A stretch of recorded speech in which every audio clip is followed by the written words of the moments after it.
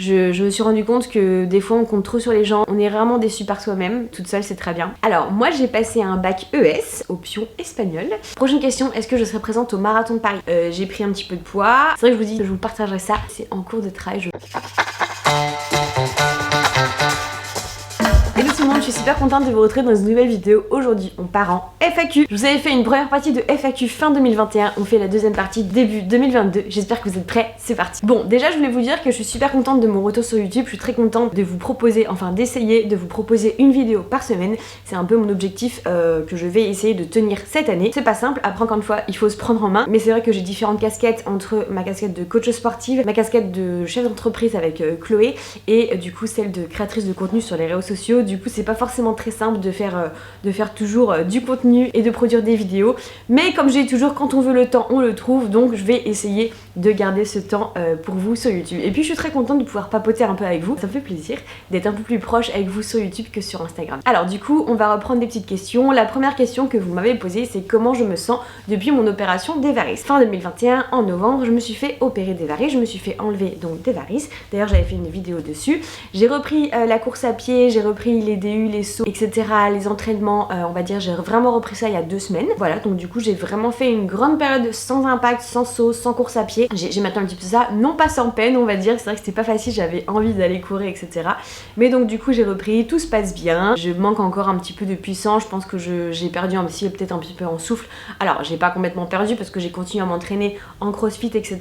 Mais c'est vrai qu'en course à pied j'ai l'impression que je cherche mon souffle.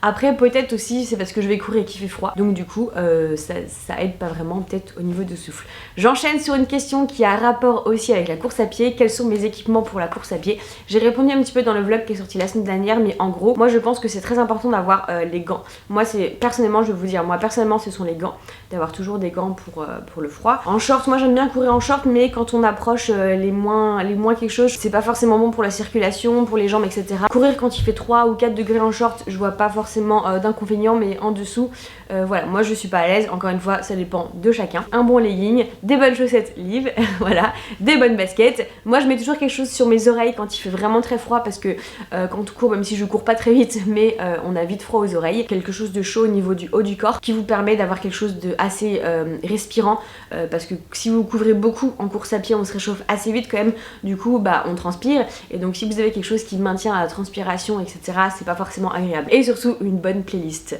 Voilà, et là la playlist vous m'en parlez très souvent, c'est vrai que je vous dis depuis un petit moment que je vous partagerai ça, mais c'est en cours de travail, je veux vraiment que ce soit une playlist parfaite. Prochaine question, on me dit qu'on voit plus trop Chloé dans mes stories. Vous savez Chloé, vous l'avez jamais vraiment vue, mais bien sûr qu'elle est toujours là. Chloé elle est tout le temps là auprès de moi, d'un point de vue meilleure amie, d'un point de vue associé, d'un point de vue agent, et sans elle je ne sais pas ce que je ferais vraiment, mais non Chloé est toujours là. Prochaine question, comment j'ai reçu son alimentation en ce moment? Alors pour être tout à fait honnête, vous savez que moi l'alimentation c'est quelque chose d'un peu pas tabou, mais on va dire le rapport au corps et mon physique c'est vraiment quelque chose j'ai du mal. Du coup c'est vrai qu'avec mon opération, mon arrêt d'activité, mon arrêt de sport un peu à la fin de l'année et l'arrêt de course à pied, les fêtes, etc.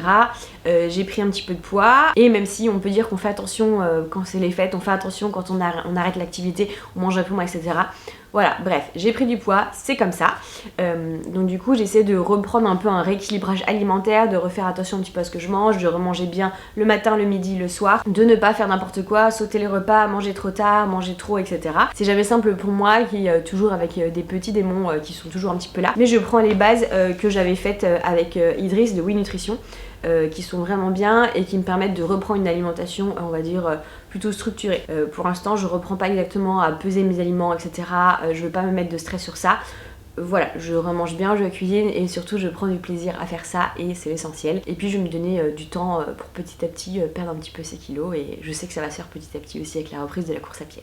Prochaine question, je crois que j'avais déjà répondu mais dans des anciens FAQ, quel est mon parcours études scolaires, etc. Alors moi j'ai passé un bac ES, option espagnol, et après j'ai directement fait un BPGEPS, un brevet d'état pour être prof de fitness, prof de sport, coach sportive. Donc voilà, j'ai fait ça à l'IRSS de Nantes, j'étais en stage à Cholet, Et dès que j'ai été diplômée, je suis arrivée à Paris, j'ai commencé à travailler en tant que prof de fitness. Voilà un petit peu mon parcours. Au fur et à mesure, j'ai fait des formations un peu plus, comme j'ai fait la formation, tout ce qui est les formations, les SMILS, les formations TRX, les formations pour des publics un petit peu spéciaux, même si il n'y a aucun public qui est spécial, on va dire, mais pour avoir une autre approche des gens par rapport à certaines caractéristiques, etc. Et c'est juste un métier passionnant et c'est pour ça que je le continue et que j'adore coacher toujours. J'adore encourager les gens, j'adore les aider à atteindre leurs objectifs, j'adore les aider à se dépasser. Et pour moi, c'est le plus beau métier du monde, comme je dis toujours. Prochaine question qui revient sur la course à pied. Je m'entraîne peu en fractionné. Je m'entraîne pas du tout en fractionné, je ne fais jamais de fractionné ou presque pas. Ou alors en vélo, mais en course à pied, je crois que je n'ai jamais fait de fractionné. C'est quelque chose que je n'aime pas. Comme je dis toujours, je n'ai aucun objectif en temps en course à pied, je n'ai pas envie forcément de tout le temps faire des records, tout le temps me bousiller, me buter et tout le temps me faire mal. Moi, mon objectif, c'est juste de prendre du plaisir, de kiffer. Pour moi, faire du fractionné, j'aime pas ça. Du coup, je vois pas pourquoi je le ferais. Voilà. Et ça m'a pas empêché d'améliorer mes temps et mes chronos sur certaines courses. D'ailleurs, le dernier marathon que j'ai fait, j'étais à plus 8 minutes, je crois, de mon record. Et c'est pas du tout un problème. Enfin, l'important, c'est de profiter. Et je me suis même inscrite, pour vous dire, à un marathon avec du dénivelé. Donc, un marathon du dénivelé, c'est pas là que je vais battre mon record, mais je vais prendre du plaisir, je vais kiffer. Et c'est l'essentiel. Donc non, je ne fais pas de fractionné, c'est pas mon objectif et c'est pas mon envie parce que moi, mon envie première, c'est de prendre du plaisir. Donc voilà. Prochaine question, est-ce que je serai présente au marathon de Paris?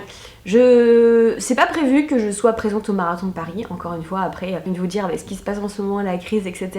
Les courses annulées, les courses reportées, etc. On ne sait pas.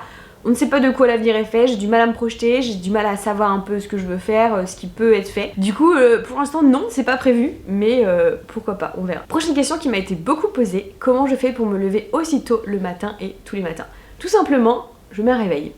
Bah ouais les gars, on y va, hein. Tu mets ton réveil, tu te lèves. Avant, je mettais mon réveil dans une autre pièce que ma chambre où je dormais. Et il sonnait, je me levais pour l'éteindre, mais maintenant ça va. Et après, encore une fois, moi j'aime ce que je fais, j'aime mon métier. Quand je mets mon réveil pour aller travailler, je suis contente d'aller travailler. Quand je mets mon réveil pour aller m'entraîner, je suis contente d'aller m'entraîner. Moi, ça me dérange pas. Après, je suis plutôt une fille du matin, donc peut-être que ça m'aide. Mais bien sûr, tous les matins, c'est mon réveil qui me réveille. Ça m'arrive des fois de me réveiller avant mon réveil. C'est quand même assez rare, mais en grande partie, oui, c'est mon réveil qui me réveille. Après, moi, j'ai vraiment pris l'habitude et j'adore. Prochaine question, est-ce qu'il va y avoir des nouveaux produits Liv? Alors, forcément, oui, en 2022, il va y avoir de nouveaux produits autres que les chaussettes, autres que le thé. Je pense que vous ne vous y attendez pas. On est vraiment trop content de travailler sur ce projet avec l'équipe et c'est un gros projet, c'est un gros investissement, c'est beaucoup de... pas de risques, mais... Enfin, c'est vraiment top. J'aime pas trop faire du attention, ça va être ouf et tout ça, et attention, ça va être... Enfin, j'aime pas trop faire du teasing pour pas dire ce que c'est exactement, mais normalement, ça sortira cet été. Prochaine et dernière question qui va être un peu plus longue. Quels sont mes objectifs pour cette année 2022? C'est la question qu'on me pose, je pense, tous les jours. Objectifs pro, perso, sportif, etc. D'un point de vue perso, j'ai envie de vous dire que je ne sais pas. J'ai du mal à me projeter, j'ai du mal à faire des plans. Je crois que je vous l'avais dit aussi dans une ancienne vidéo, mais...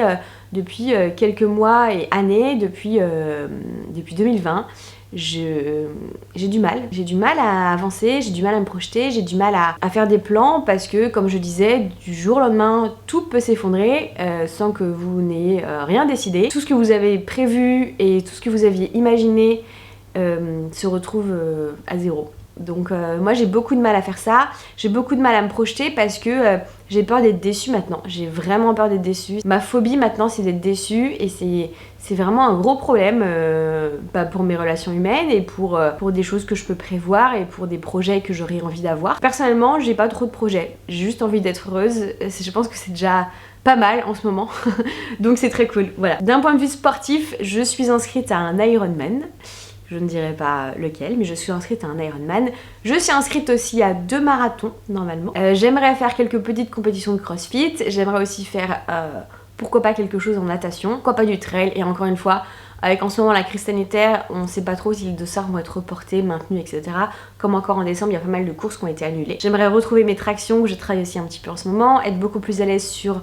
la marche sur les mains, progresser en haltérophilie, pour ceux qui me suivent je fais un petit peu d'haltérophilie, voilà, développer tout ça, continuer à courir, à prendre du plaisir et refaire forcément un Paris-Espagne en vélo, ça c'est prévu. Donc voilà un peu mes projets sportifs. D'un point de vue professionnel, continuer mon activité de coach sportif que j'aime vraiment énormément. Faire plus de coaching de groupe avec vous, avec des personnes, des groupes de 10 personnes, pourquoi pas reprendre des cours de vélo aussi, enfin redonner des cours de vélo, c'est vraiment quelque chose que j'adore, c'est vraiment quelque chose qui me fait vibrer et dans lequel je me sens épanouie et bien. J'aimerais aussi avec la marque, donc avec Liv, avec Chloé, qu'on continue à créer des nouvelles choses, qu'on continue à développer de nouveaux modèles, des nouveautés et que la marque continue à grandir. C'est vraiment quelque chose que j'aimerais énormément. Et j'aimerais aussi beaucoup voyager. C'est vrai que on n'a pas beaucoup voyagé ces derniers temps, ces derniers mois, ces dernières années et j'ai envie de voyager, j'ai envie de bouger, j'ai envie de découvrir, j'ai envie de partir, de respirer en fait. J'ai l'impression qu'on étouffe tous depuis un petit moment et j'ai envie de respirer. Et voilà, j'ai envie de voyager. Et d'un point de vue aussi personnel, je reviens aussi un petit peu sur ça, j'ai envie de prendre plus soin de moi. Ce qui veut dire peut-être partir voyager toute seule. Et c'est pas grave en fait. Enfin, je me suis rendu compte que des fois on compte trop sur les gens et des fois on attend trop de certaines personnes et on est souvent déçu. Et on est rarement déçu par soi-même. Voilà, je pense que toute seule c'est très bien. Et je trouve que c'est bien d'être bien avec soi-même et d'être apaisé avec soi-même, ce que je recherche. Donc voilà, pour l'année 2022. Voilà, j'espère que cette vidéo vous a plu, mais en tout cas moi j'étais contente de pouvoir vous parler un petit peu. Je vous fais de très gros bisous et je vous retrouve très vite dans une prochaine vidéo. Ciao ciao.